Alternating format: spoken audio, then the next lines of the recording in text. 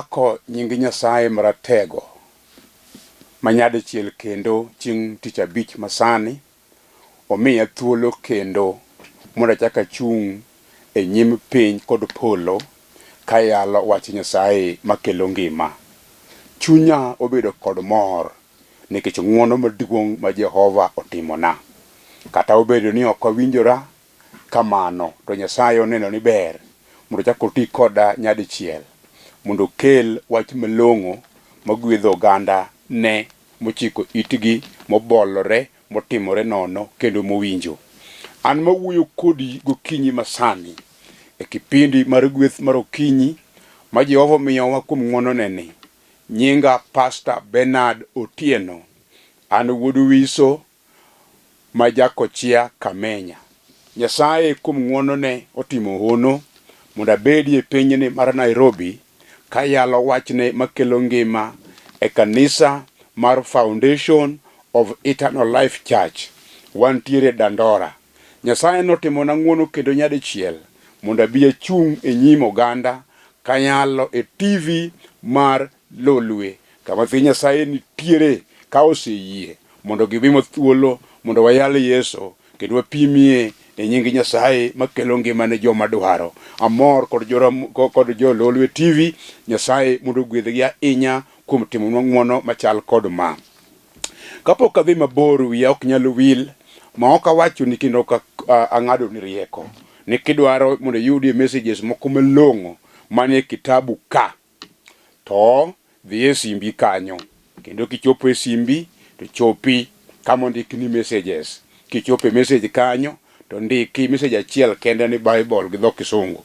Kisendiko Bible tioro e namba mar 71920. Ibiro yudo weche moko makawi mana siling 3 kende, to weche go biro gwedhi, biro jiwo chunyi. Ibiro yudo weche mabecho mondiki e kitabu. Nyasaye mondo gwedhi kitimo mano. Be achaka koni ni yawa kiyie kaka ne seyie mondo ikaw injili mar Lolwe ka.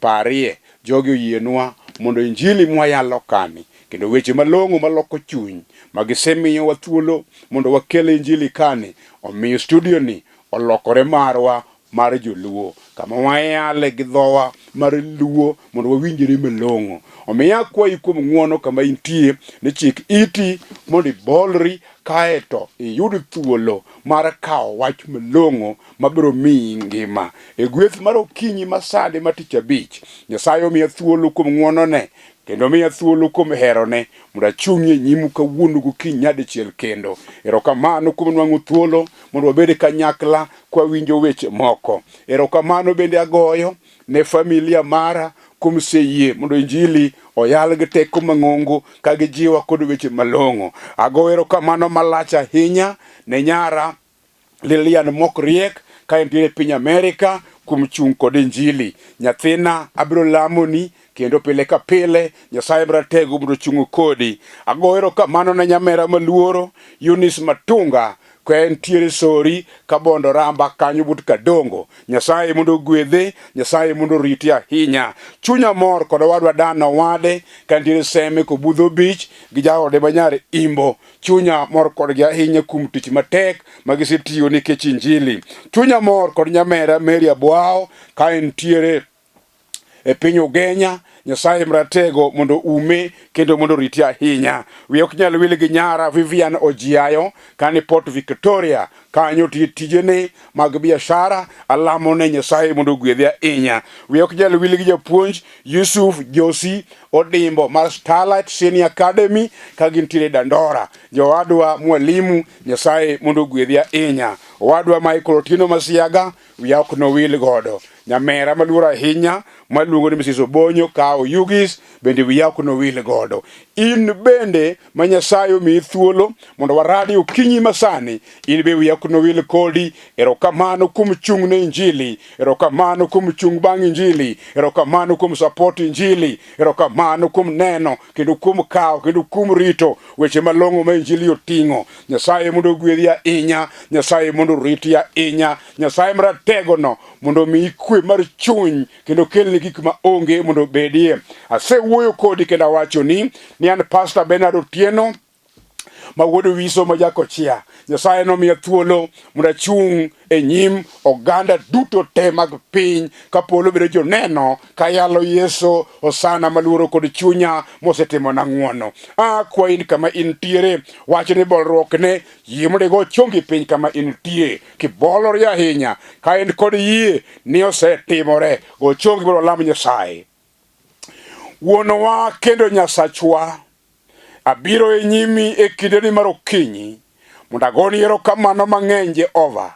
Aseneno badi, aseyiene nyalo ni e lweti, itimo gik madongo. Nyingi mondo opaki nikech iselocho.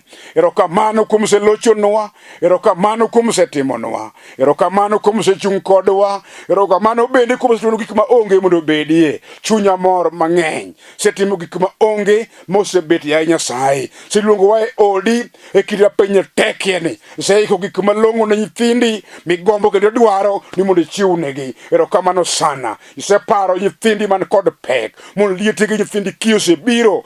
Jehova badi mar ng'wono mondo imak badegi. Nyithindi matuore udi, Jehova in minyalo changogi. Nyithindi mane osiptende migi chuny ya Nyasaye, duokgi dala ka gichango. Mago manie ndara chop kodgi wuoth, mane ututwech kendo ut jela osana timnegi ng'wono maduong'. Erokamano Nyasach polo, nyingi onwang' loso gik moko duto te. Walamo ka wayie ni yaw pachwa mondo weche malong'o mikete dhod chunywa onwang' dak ka ikowa ni biro mar Ruoth mokayo machiegni. Nyingi onwang' loso gik moko duto, ok wachuno to wasayo e nying Yesu Kristo ma Jawar. Amen. Ibe kama intiere chunya ma kona ne mondo ajiwi ya malo kama igoyo chongi mondo iwachi ka in kod yie malach ni amen. Adwa somo wach mondiki kitabu ma Joshua 14 matindo 9. Ndiko no lero kama: chieng'no Musa nosingore kawachona niya, piny ma isenyono gi tiendi nobed mari kod yawuoti nyaka chieng', nimar iseluwo dwaro mar Ruoth Nyasaye ma Nyasacha gi chuny modimbore. Koro en higni 45 nyaka Ruoth Nyasaye singre ni Musa e wachno e ndalo mane jo-Israel pod wuotho e thim. Ruoth Nyasaye oserito ngimana kaka nosingore, mi koro an jahigni 85, to pod atek mana kaka ne atek e kinde mane Musa ora, kendo pod anyalo kedo kata timo gimoro amora monego atim. Mana kaka awuoyo kodi kendo atimo ni neno ni nyinga en Pastor Benard Otieno, an wuod Wiso ma Jakochia. Nyasaye omiya thuolo mondo achung'ie nyimi sani kod wach maduong' makelo ngima mar roho ma ka Jehova okelo na sani. Adawuoyo kuom wach mawacho ni Ruoth osemiyi, kendo mane wach mar roho ma Nyasaye okelo na e okinyi mondo wawinjre matin.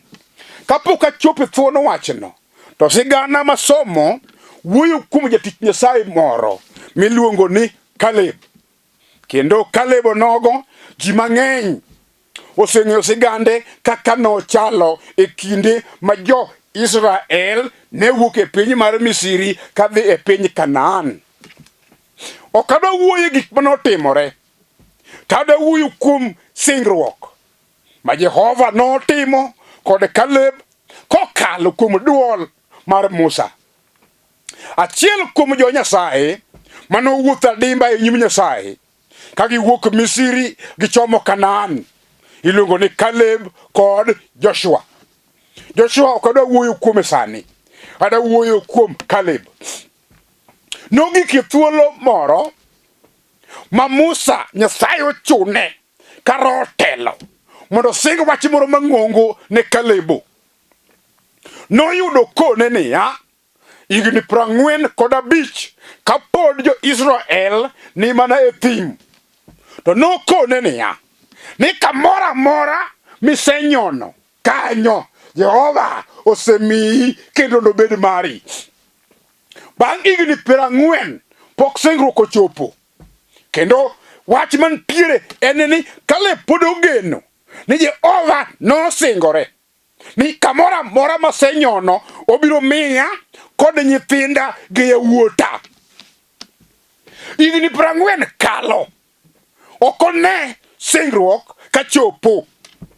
Kawuono mawuoyo kodi ni samoro dile gimoro mane lame Jehova Nyasaye kata igni 2 mosekadho kata 3 kata 4 pokadho igni 10 to chunyi dwa wacho ni aselemo ndi kendo asetemo ndi to pok aneno gima sewuoye gi Jehova kochopo kare. Maka wuona wuoye ni to sekao igni 40 nyaka ni Jehova singre ni piny mosenyono biro bedo mare. To sama Kaleb paro wachni to wacho ni kata sebedo ja higa 85 to pod atek, pod anyalo kedo, pod ageno yudo gik madongo ma Jehova nosingona ni biro miya, kaka nowacho ni piny moro biro bedo mara gi yawuota. An kod geno malach, an kod yie ni abiro yudo pinyno kendo nobed mara. Kawuono an bende akelo geno malach e dhood chunyi kakoni niya, Jehova osemiyi. Ok ang'eyo gima nisingorie, ok ang'eyo gima nikwayo Nyasaye, bende ok ang'eyo kaka nilamo Nyasaye, bende ok ang'eyo ni to en ang'o mane odhiri mondo iwuo gi Nyasaye e yo mane iwuoye kode no.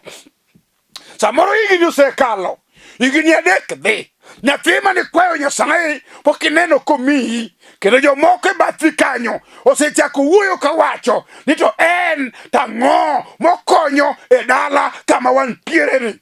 Winji, kawuono adwa kelo ni Yesu mawacho niya, Jehova osemiyi gima nikwaye no. Bed kod yie mondo ikaw giri kuom Jehova. Kik chunyi tho kaka chuny jomoko osetho mowacho niya, an gima anyalo kwayo Jehova koro onge, nikech gik mana kwaye duto onge mosetimo na. Akelo Yesu ratego manyalo paro singruok mare. Parie niya, kata jo-Israel mwawuoyo kuomgi gi nokawo igni 430 ka gintiere piny mar Misri ka githagore.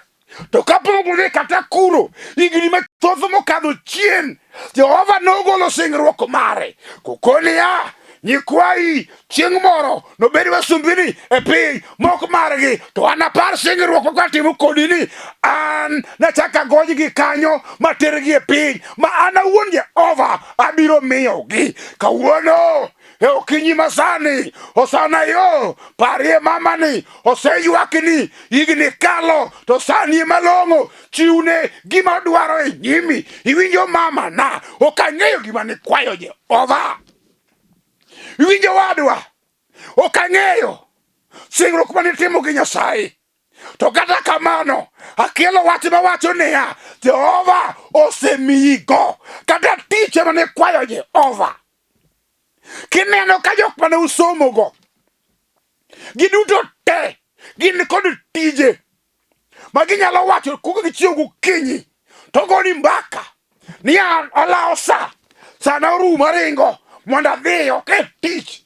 In to kowacho kamano to wi kuot nikech kamimako onge, iling'i e dhot kanyo. Kawuono Jehova wacho na mondo awachni ni kaw giri Jehova osekele kendo osemiyigo sani. Apako nying Yesu machopo singruok mare. Winji mama na chunya lit. Adwa napari wach moro ma Elizabeth mama moseti giromo kod Mariam mamini Yesu Kristo gigoyo mbaka. To malaika kone Mariam ni ya wayu muti jal mayande migumba, wayu moselokore dayo osemako ich mar dweche 6 kendo biro nyuolo wuowi. Iwinjo, ang'eyo ni ji osewuoyo e wach mineno thagruok ma in godo no. To pare kaka Nyasaye otimo ne Elizabeth. Hono kosedoko dayo, omako ich monyuolo nyathi miluongo ni Johana bang' igni mang'eny. Kawuono in bende lekni no pok ogore piny. Aduoko ni geno sani e nying Yesu ratego. Kaw giri ma Nyasaye nosingo ni nomiyi. Kata nichako ni gero mana ot. To odno kawuono ochoko kod lum kod nyalo biro emotiye. Jomoko wacho ni nohedhore ka. Nonyiewo materials moko murem. Dakoro gedi. E nying Yesu ratego. Osana singo. Kaw odi sani. Nikech Nyasaye emowacho. En ng'a maditamre. To osemiyi gima nosingore ni enotimni. Iwinjo? Osana mwaluongo nyingeni. Okonyal bare. Ma okochopo singruok mare. Gimora mora mowacho biro chopo. Kata odeko machalo nade. To gima ng'eyo basesome Muma. Nowuoyo kod Habakuk e kitabu mar Habakuk 2. Kowacho niya. Ni fweny mineno no. En mar ndalo moketi. To kasani ochopo. Obiro timore ma ok oriwre. Kawuono akelo Yesu. Osana ratego. E okinyi masani kapok iwuok. Kata iwuok mana nono. Kionge chenro. Idhi dwero kikia. Idhi dwero kanye. Asingora ni sani. Jehova dhi miyi giri. Gini kwaye kiwuok migoye chongi sani. Osana dhi chopo singruok no. Apako nyingi Yesu. Nyingi ratego mondo lang loch. Apako nyinge. Nyinge duong'. Kawuono gokinyi. Osana duoko geno. Geno mosekethore te. Obiro duoko ni sani. Kati iwuok nono. Ok iduog nono. Kati iwuok nono. Ibiro duogi gimoro. Ka nindo kech nyoro. Kawuono ibiro chiemo. Kari wuotho duk nyoro. Osana biro miyi law. Awuoyo nade. Awuoyo kuom Yesu. Machopo singruok mare. Yie mondo ikaw giri Jehova osekeloni. Onge gima tame kaka nosingore. Obiro duoko ni sani. Owuoyo kod Kaleb. Okone niya. Kata higni osedhi. Pok okethore. Manyatamo Jehova. Duoko ni gigeni te. Kaleb oyudo kare. Onwang'o puotho. Onwang'o piny. Onwang'o kare. Ogolo Ruoth erokamano. Owacho ni Osana erokamano. Itimona kawuono. Chunya mor manade. Adwa somo wach machielo mondiki e kitabu mar tich joote 12. Matindo chiko wacho. Ndiko lero kama. Pedro noluwe mi owuok oko e jela. To ne ok ong'eyo ni gima malaika timoneno en adier. Nikech nogalo ni oneno mana fweny. Ne kadho kar rit mokwongo kod mar 2. Eka ne gichopo e dhoranga nyinyo miwuogodo oko e jela. Dhorangano noyawre negi mana kende mi giwuok oko. Ne giluwo yo moro mi giwuotho kuom kinde moromo. Eka malaikano nolal nono moweyo Petro. Iwinjo sigana mawuoyeni. Ji mathoth osewuoye kata in bende isewuoye. Kendo kadwa wacho ni gima omiyo Pedro yudore e jela. Tadwa ng'isi gima notimore e jela kanyo. Sama ne gin e jela ka gipako Jehova, Osana nowinjogi. Kendo sama nooro malaika mondo gole, nochako wuoth. Ka giwuotho kendo to ndiko lero ka jorito mokwongo ne gichope. Jalno ne pache olal. Ne ok ong'eyo gima timore. Pedro gi nokalo ka ok oneno. Gidhi mar 2 gikalo. Ka gichopo oko kama get nitie. To ndiko lero niya. Gedno nowacho kende ni ka jo Nyasaye mabiro ok anyal chung' e nyimgi. Get noyawre mana kende. Pedro kadho gi malaika. Eka ne giwuotho ma gichopo oko. Dakika manok malaika oweye. To gima duong'na ka en ni gima ne giparo no. Gima ne Pedro paro koneno katimore. Chunye ma iye ne kone ni mano gima ok adiera. To chal gima en gima oleko. Chal ne ma gima oneno e lek. Kare ne en adiera. In be kawuono abiro mondo awachni. Kendo abiro mondo ajiw dhod chunyi. Bende Ruoth okela mondo akelni singruok ni osechopo kare. Gimineno no biro chalo ne ji ni en mana lek. Iwinjo? Oganda mosenyeri. Oganda moseneni. Chunyi mosea. gene marabe ke gima koro rumo no sama Nyasaye jo koro dwa time biro chalo ni mana lek kaka no chalo ne Pedro sami gole jela opado gima timore nani bende en adiera kare gino ne en adiera jogwengu biro dong ka dhog yumo gi penjo to waneno lek koso en adiera ni nyathi ng'ane mosomo morwake ni ogudu moyudo digri kawuono ni kod gari morigo go kama be wacho no en adiera awacho ni niya biro chalo lek ka nyari nogo no owacho ni mama iwinjo kama wadake ni tin adwa nyiewo lo kama chielo mondo wadagie biro chalo ni lek kiwinjo niya to masemanyo tich igni modhuro gi te be kambi mar safari komo luonga ni badhi atim interview be ane mondika tijno biro chalo ni mana lek we monda wachni igni mang'eny misebet kinindo kech kendi wuotho duk bibiro penjori niya be an ema ka warwako sut machal kod ma nikech ang'o Jehova emowacho kaw singruok mari kaw giri kuom Nyasaye gima tame onge osano osekelo gik moko te aluoro nying Nyasaye no nikech okelo ni in chiliel moseleo kodong' kar kende in jaduong' mosechay kor gweng' in kata kiwuotho tionge kod nying inyalo wuotho kigulo wiyi ka wich kuot omaki sama jodongo midewe kor gweng' wuoyo kata mana liete inichungi chien e dhorangach kakidonj kanyo onge nikech gima longo midhi kele dala kanyo onge iwinjo mamana sama ji wuoyo iwako ji wuoth dhi ka kod kacha in ok inyalo waki nikech gima longo ma in go minyalo konyo kanyo onge wachino chwero pi wang' ka gweng' duto te otukni ok dwari nikech gima longo ma in godo onge kawuono e nying Yesu akelo Yesu manyaduoko geno ne ng'ato kawuono kaw giri kata onge gimoro ma yo in go osana kare giri kata gima longo manyalo wacho onge osana kare mari ene mosekelo geno ene mosekelo gima nyo onge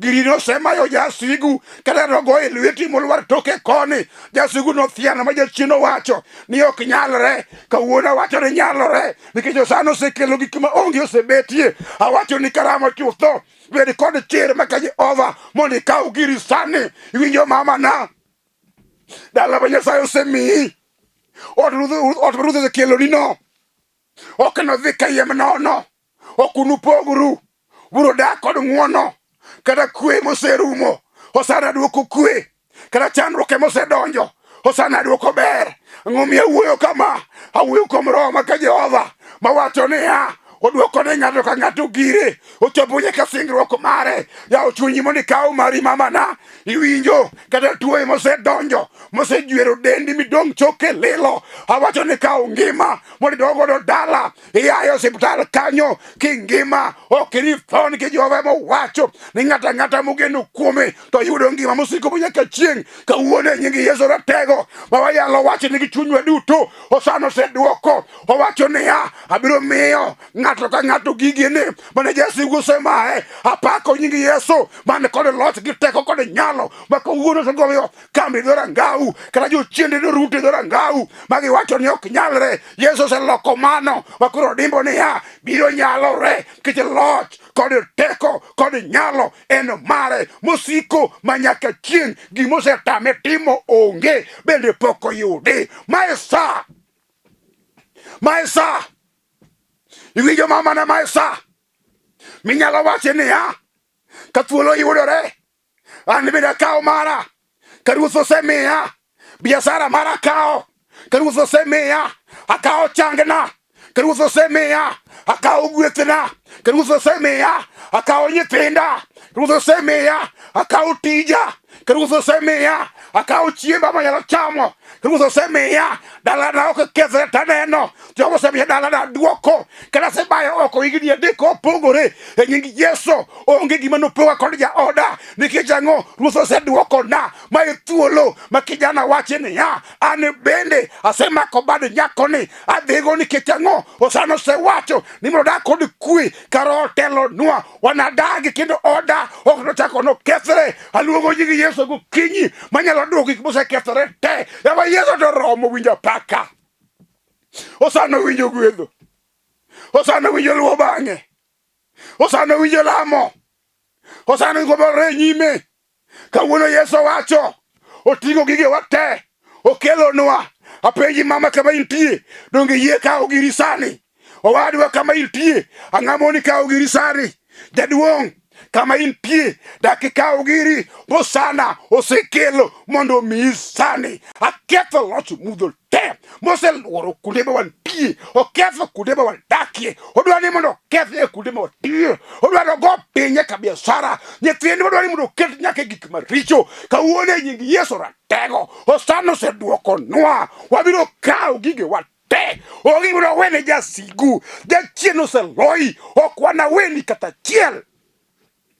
Okane marade nyethindwa. Wadagi. Ndowa wa okani kethi. Tije wa okani kethi. Biasara wa okani kethi. Yesu wacho nwane ya. Oduoko duto kum duto. Geno manyose vi. Osano duoko nwa. Richo manyewa se timo. Osano wacho nwane kawa biru ire. Mawari pen to biro weyo nwa. Ayo sana yo. Nyingi unwang loch. Nikeshete mugi kumadongo. Mama na romo thuolo. Maber. Makoja kuwuthi. Manyini ginya sae. Wakono sana ne ya. Okinyi masani. Kokalo kum wach ma wawinjo. Ruoth wabedo kod chir. Mara kao gige wa. Osana miwa gige wa te. Wabiro kao kwa miyogu nyingi duong. Onge jasigu chako buong wa kendo. Nikise chungi nyimwa. Kaid kodi gik malongo. Ruoth erokamano kuom sechiwo kendo kuom seduoko nwa. Mama na mai thuolo. Mosano luongi nyingi oluongi kod nyingi. Odwani mondo mi gige ni te. Ubed tuoche mag kansa maricho mag ukimwi. Kawuono Yesu duoko ngima. Jochiendo ringo.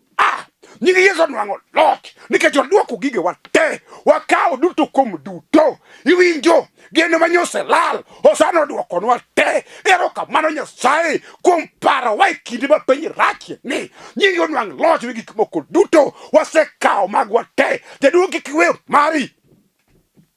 Mara mana kik iwe mari. Osiepa kik iwe mari. Winjo nyara. Kao mari sani. Nyingi Yesu nwang loch. Engimani sani. Josigu te. Manyose wuoyo. Kawuono nyaka gidoka wigi okuot. Nikech Yesu osekao gik winjo gi mayowa. Mochako duoko nwa. Iwinjo. Kadipon nono. Nidgombo kendo idwaro. Ni mondo ikao giri sani. Kidwaro gi chunyi te. To go chongi piny. Mondo walam Nyasaye. Mondo Ruoth oduokni gimoro amora. Kendo ikao giri. Ka in kod mor. Ka in kod chir. Mondo ine gik madongo mosana timo. Gagacho gik bolri. Mondo ikao gige ni te. Ogi mondo wene jasigu. Dala jasigu me kwana dagie. Osana ni chiwno gik moko te. Eno miwa dala uwinjore kodwa. Oda dayo komiye nyingi Nyasaye duong'. Kao mari sani. Kawa kijachir. Iwinjo wadwa. Kawa giri sani. Osana osechiwo. Kiki wene jasigu. Nikech ang'o. Kiki par ndalo serumo. Ma thuolo moyudore. Wakawe gigewa. Osana erokamano kuom semiyowa. Gochongi piny wadwa. Mama na gochongi rolam Nyasaye. Wuonwa kendo Nyasachwa. Chunya ogeni mang'eny. Iwuoyo kodwa kiwacho. Ni gik modong' te. Midwa timo nwa. Gin gik madongo. Wanakao mekwa te misemiyowa. Kendo seche go dochalo mana lek. To kare gin adiera. Ruoth erokamano kuom seloyo wasikwa. Erokamano kuom seriembo wasikwa. Erokamano kuom separo singruok. Mondo iduokonwa gige wate. Erokamano waikore. Mondo wakao gimoro amora michiwo nwa. Jehova wasebayo yo modhi mabor. To kiparo waba iduogo wa e dala. Ruoth erokamano mang'eny. Wabiro Nyasache polo. Mondo wachok gik moko te. Manyise kelo nyimwa. Ni ber kodwa. Wanakao gweth. Wanakao gik midwaro. Wanakao loch. Wanakao chang. Mama no kao gige ne. Nyako ni biro kao gige ne. Jaduong' no kao gige ne te. Erokamano kuom sichung' e loyo. Chung' kodwa weche duto te. Nyingi unwang loch e wi gik moko te. Ok wachuno to wasayo. E nying Yesu Kristo ma jawar. Amen. Akwayi kuom ng'wono. Ibede wachna amen. Nyasaye maratego. Mondo chung' kodi. Nyasaye mondo umi ahinya. Awuoyo kodi kachako. Kawacho ni niya. Ano nyinga Pastor Benard Otieno. An wuod Wiso na jako chia makamenya. Saye no wara. Ruoth nopong'a kod moe kendo noyiena momiya teko mar Roho Maler bang' ka nosewira moloka jatichne. Kawuono an e boma mar Nairobi ka yalo wachne kanisa mar Foundation of Eternal Life Church wantie Dandora. Nyasaye nomiwa thuolo wabede kanyo jotich Nyasaye mamoko, kendo akwayi kuom ng'wono ni bi nikech warwaki e kanisa ma wan godo Dandora Phase 5. Go namba nama keto kanyo mondo wawinjre weche moko malong'o ka wang'adore rieko. Nyasaye matimo onni kod ranyisi mondo gwedhi. Iwinjo namba na keto kanyo kod weche ariyo. Wach mokwongo, go mondo walalre weche moko nikech ang'o. Iwinjo ka wawuoyo Nyasaye loso yo kama yo onge mondo ting'i malo kendo mondo gwedhi. Wanang'ad riekni madongo. Nyasaye notimni ng'wono. Osana noting' nyingi maratego malo. Noruch kambi jochiende mane dho rangau to nokel ber mondo Nyasaye yud duong'. Bende akelo namba no kanyo ne oganda Nyasaye magombo no support injili kuom gimoro amora ma en go. Akwayi kuom ng'wono, yie mondo ikaw giri kitiyo ne Jehova mondo Nyasaye ochung' kodi e weche te. Ng'ata motiyo ne Jehova ok noywaga ng'e. Nyasaye mondo gwedhi. Osana mondo riti. Nyasaye mondo ting'i malo. Osana mondo gwedhi mfukoni. Nyasaye mondo ting'i malo e weche duto mondo ikaw gigeni te ma jachien nyose mai. Osana duoko sani. Kawa mari pokodeko. Kaw mari sani. Nikech ang'o? Osana nogo osemiyi. Mama na kaw mari jaduong'. Kaw mari kijana. Kaw mari nikech Ruoth emo wacho ni osechiwo ni. Nying Nyasaye no oyud duong'. Nyasaye mondo gwedhi ahinya. Amen. Nategwanga kuom Ruoth